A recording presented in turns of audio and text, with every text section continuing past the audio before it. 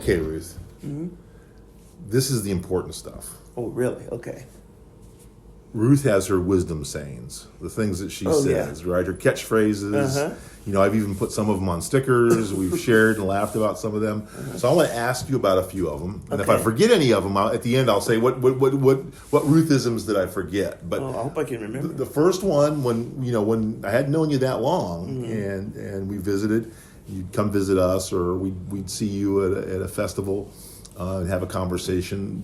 The first Ruthism that stuck with me was, "Give me shrimp." Uh-huh. Tell me about the history of "Give me shrimp." Oh, that's funny.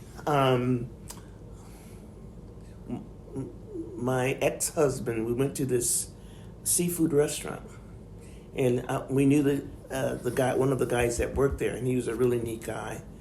And we said, "Well, what do you have that we can order?" And he said, "I tell you what, you can have all the shrimp that you want." I said, "Really?"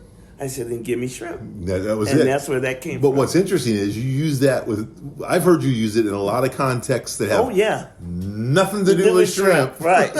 Give me shrimp means just give it to me. Whatever it is. Shrimp is kind of like, what do they got there? You got shrimp? Ooh, look at that. See? The way I kind of, interpret you using it sometimes is like I might walk in and see something that impresses me and I might say, "This is great."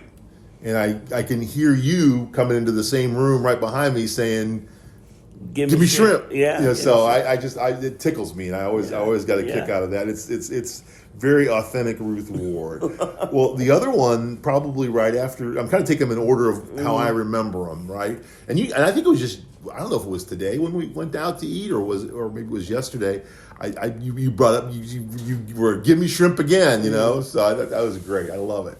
I love hearing it. So the other one that I always mess up the word, so I'm going to say it, and if I say it wrong, you get it in the right words in the right order. But it's we get the hot sauce on the table, and it's "kick it on over the edge," right? Kick it over the edge. Kick it over the edge. Yeah, kick it over the edge. And again, a lot of times you're saying that about food, but a lot of times it's something else, the experience. Tell me a little bit about that. I don't know. I think I just kind of made that up. It wasn't anything in particular, but if we do something to kick it over the edge, I didn't even know where that came from, But that's just because I'm weird.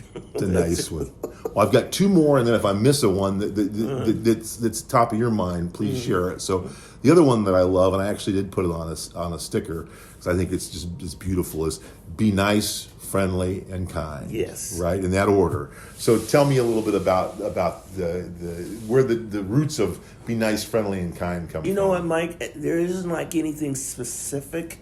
I think one day I was just thinking about it or whatever, but you want people to be nice, but you also want them to be friendly. And then it's so important for people to be kind. And I shared that with my kids when they were growing up. You got to be nice, friendly, and kind. And it just kind of came out of me. It wasn't like something I saw or heard. It just kind of came out of me, and it stuck.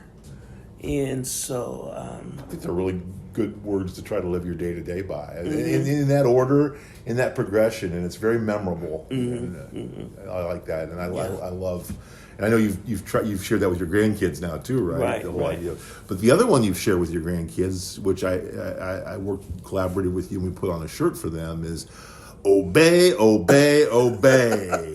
So, were your grandkids the inspiration for that, or was that around before your grandkids? No, they were inspiration for that, because I tell them, you need to obey, and for some reason I thought maybe I need to do it, obey, because they love that. But it's kind of like telling them to obey, but they also loved it too. Obey, obey, obey. Do they recognize that as one of Grandma's sayings now? Is that? Did they ever say it back to you? No, but with my grandson just recently, we were talking, and I said, "You need to obey." What is it now? He said, "Obey, obey, Oklahoma." And Oklahoma begins with an L. Yes, it does. And he's only 4. So how did you know about all of this? Don't mess up my thing here. Don't add Oklahoma to this. Yeah, don't add that, but no. Well, those are 4 of my favorite Ruthisms. Are there any other ones that come to mind when you think about slogans you've used or things you've said over the year? Oh, I don't know. I have said it don't get no better. Yes, you have. That's Now- right. That's another one. And now it don't get no better, but don't get no better. That's right. I think when you say phrases and things like that, it amplifies what what you're sharing with people. And I because I'm aged now, so it's hard to remember all this stuff. Things come up, out of the blue. Well, I treasure your Ruthisms, and I love all of them. And I need to make a list and keep I it. think you do need to make it. Or maybe I just need to put all of them on a sticker, and you just put the stickers up in front of you. So we got one on a shirt and one on a sticker now. Yeah. We need to work on the other ones. Another one I think is that's out to lunch. I think I know what that means. Yeah, it's like, ugh, not good. Well, Ruth, I enjoy everything that you share, your music, your art, and also your Ruthisms. So thank you very much. I appreciate you spending this time. Oh, Mike, it's been a pleasure.